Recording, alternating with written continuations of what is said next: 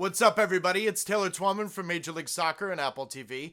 Rivalry Week was insane to a point that it almost set a record. 52 goals scored across 13 matches on Saturday night makes it the second most goals scored in a single day in MLS history, and just the third time that 50-plus goals were scored on a single day. Yes, it was goals were flying in from all over the place, but it was the upsets and surprises that got my attention. Orlando City wins in Philadelphia despite almost giving it away at the end, thanks to a Gallese penalty stop at the end. San Jose Earthquakes down 2-0 on the road in Denver against the Colorado Rapids, but they leave there with 3 points, and now they're unbeaten in their last 3 games. And how about Real Salt Lake? They're up 2-0 against the LA Galaxy thanks to MVP candidate Chicho Arango's 2 goals. They give it away inexplicably at the end thanks to the hard work and hustle from Miguel Berry. But the headline of the week begins in hell. Hell is real, as they said. Now, easily the matchup of the week from both on and off the field perspectives was in Columbus, Ohio.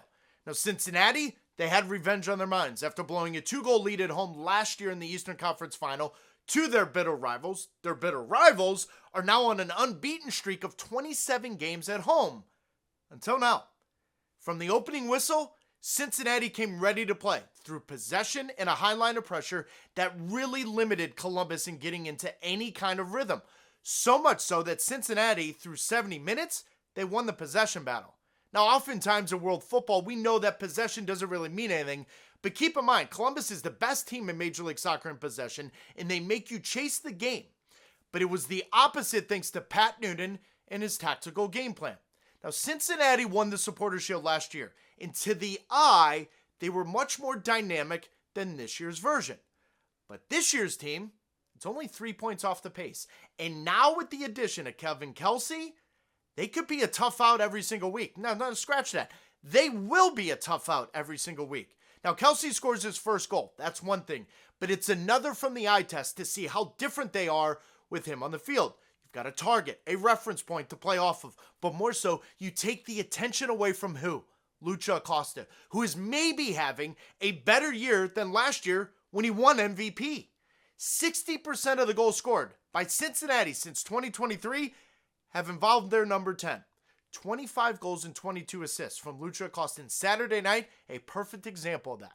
Now, Miami has everyone's attention right now in the East, but actually, could we see back-to-back Supporters' Shield winners in Cincinnati? Now, I'm going to stay in the East for a minute because there's obviously bad blood between New York City and Toronto, and it started in March, where there were words said and toys being thrown out of the sandbox postgame. But Saturday night, different, and went to the next level. Sean Johnson, goalkeeper of Toronto, trying to be a peacemaker. He gets headbutted by New York City player. And then postgame, Toronto's head coach John Herdman claims that head coach Nick Cushing of New York City punched one of his players in the face in March. Hang on a minute. Those are massively serious allegations. And we're hearing about these 2 months later? Major League Soccer have their hands full to try and get their heads wrapped around what happened and who did what. And I'm not sure they can do that by the time the games happen on Wednesday. But if the allegations, serious ones by John Herdman, are proven true or false, then we have to see serious penalty for what transpired from these two teams. And it's unfortunate because it takes away from the fact that New York City have won 4 of their last 5 after losing 4 of their first 5 to start the year. What were you doing when you were 14 years old? I was getting ready to be a freshman in high school on varsity soccer and baseball. Cavan Sullivan just became the highest paid homegrown player in MLS history with the Philadelphia Union at age 14, with the stipulation that when he turns 18, he'll be moving to Manchester City, a club where their scouts are telling everyone and anyone he's the best 14-year-old in the world, which is insane if you think about it. But then you watch him play and you follow his every move. He's proven it every chance he's gotten. He was 13 playing with the Union U15s and was the best player on the field versus Arsenal and Real Madrid, leading the rat race for his signature. Bayern Munich, Dortmund, Real Madrid, PSG, and Man City all approaching him and his family about his future.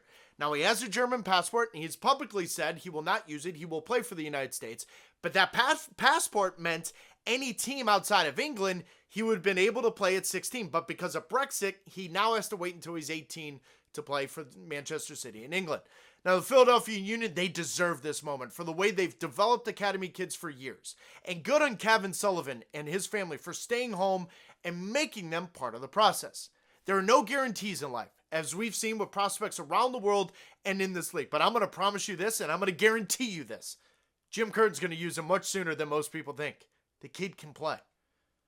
Thanks for joining us. That's it for Twellman's Takes. Yeah, right. You think I'm not going to talk about Miami? Of course I'm going to talk about Miami. I have to. I'm just kidding. I really don't have to, but I should. Matias Rojas has single-handedly given Messi and Suarez a third option. Messi arguing with the fourth official about the new MLS substitution rule on camera while Rojas scores a free kick of his life. TV gold. They were down 2-0 in Montreal. That doesn't stop them. They score on 3 unanswered goals and they leave with 3 points. But how about the scenes of Messi's arrival in the GOAT? Unbelievable. The GOAT being the picture of this knucklehead dressed as a goat. It's not even a goat, but this is the stuff legends are made of. And now this week, they got to travel in-state to Orlando City where they absolutely destroyed them 5-0 on March 2nd. Now, can Orlando City be the Orlando City versus Inter Miami in Leagues Cup last year and change their season and follow up their big win in Philadelphia over the weekend? Or will it be another Messi and Friends victory? We'll get that answer Wednesday night, 7:30 p.m. on MLS Season Pass on Apple TV, with MLS Countdown kicking it off at 6:30 p.m. Eastern Time.